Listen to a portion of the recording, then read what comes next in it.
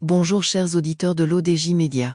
Notre expert invité, Abdeslam Sediki, partage sa réflexion dans son article « La richesse mondiale en 2022, 1,1% de la population adulte s'accapare près de 46% de la richesse », qu'on écoutera ensemble dans ce podcast. L'auteur entame son article ainsi. La richesse mondiale, telle qu'elle a été estimée dans le 14e édition du Global Wealth Report, publié par la banque suisse et UBS, est de l'ordre de 454 400 milliards de dollars à la fin 2022, en légère baisse par rapport à l'année 2021 où elle a culminé à 465 700 milliards de dollars. La richesse par adulte a également diminué de 3 198 dollars, moins 3,6%, pour atteindre 84 718 dollars fin 2022. Une grande partie de cette baisse provient de l'appréciation du dollar américain par rapport à de nombreuses autres devises. Si les taux de change étaient restés constants au taux de 2021, la richesse totale aurait augmenté de 3,4% et la richesse par adulte de 2,2% en 2022. La perte de richesse mondiale s'est fortement concentrée en Amérique du Nord et en Europe, qui ont perdu ensemble 10 900 milliards de dollars. La Chine et la région Asie-Pacifique ont également enregistré des pertes totalisant 3 500 milliards de dollars, mais celles-ci ont été compensées en partie par de légers gains en Inde et en Afrique. Le nombre de millionnaires en dollars américains dans le monde a diminué de 3,5 millions en 2022 pour atteindre 59,4 millions de personnes, avant de prendre en compte les 4,4 millions de millionnaires de l'inflation qui ne seraient plus admissibles si le seuil de millionnaires était ajusté en fonction de l'inflation en 2022. Pour l'ensemble du monde, la richesse médiane a quintuplé au cours de ce siècle, à un rythme environ 2 fois supérieur à celui de la richesse par adulte, en grande partie en raison de la croissance rapide de la richesse en Chine. L'auteur aborde ce sujet de la manière suivante. La pyramide des richesses nous donne une image simplifiée de la stratification sociale.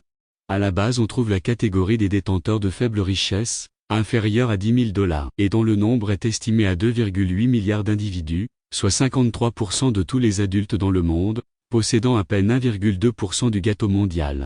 Le segment suivant, couvrant ceux dont la richesse se situe entre 10 000 et 100 000 dollars, a connu la plus forte augmentation de ce siècle, dont la taille a plus que triplé, passant de 503 millions en 2000 à 1,8 milliard à la mi-2022, soit 34,3% de la population détenant 13,6% de la richesse. Cela reflète la prospérité croissante des économies émergentes, en particulier la Chine, et l'expansion de la classe moyenne dans les pays en développement. Cette classe moyenne constitue un levier économique fondamental, et elle est à la base de la dynamique que connaissent un certain nombre de pays émergents. Le niveau supérieur, avec une richesse allant de 100 000 à 1 million de dollars, a également triplé en taille au cours de ce siècle, passant de 208 millions en 2000 à 642 millions de personnes en 2022. Les membres de ce groupe possèdent actuellement des actifs nets totalisant 178 900 milliards de dollars, soit 39,4% de la richesse mondiale, et plus de 3 fois leur part en pourcentage de la population adulte, 12%. Au sommet de la pyramide, on trouve le groupe des millionnaires et de milliardaires. Il est petit en nombre, comptant 59,4 millions, soit 1,1% de tous les adultes, et grand en fortune, 45,8% de la richesse. Il est à remarquer que la richesse globale détenue par ce groupe de millionnaires mondiaux n'a cessé d'augmenter au cours des dernières années. Elle a été multipliée par 5 entre 2000 et 2022, passant respectivement de 41 400 milliards de dollars à 208 300 milliards de dollars alors que la richesse globale n'a été multipliée que par 3 au cours de cette période.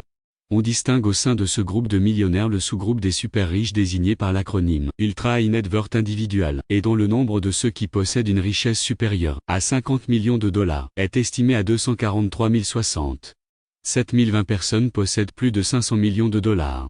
La répartition régionale de ces Ultra High Net Worth individuels révèle la domination des USA avec 51%, suivi de loin par la Chine avec 11%.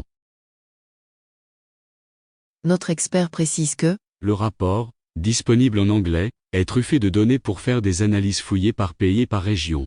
Mais ce n'est guère possible pour la majorité des pays, en raison de l'indigence des données sur la fortune et la richesse que les rédacteurs du rapport n'ont pas manqué de souligner. Par ailleurs, il est important de rappeler un certain nombre de considérations méthodologiques qui ont présidé à l'élaboration de ce rapport.